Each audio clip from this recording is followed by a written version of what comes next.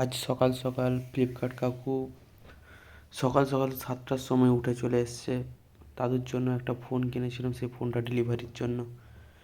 কিন্তু কাকু ফোনটা খুলতে 1 ঘন্টা সময় লাগালো, খুব দেরি করতেছিল।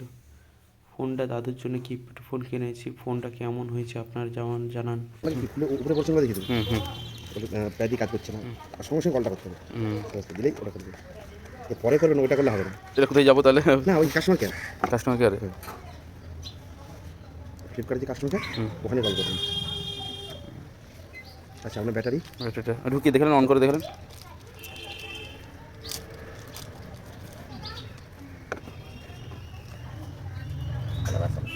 হুম খুলে করে দেবেন।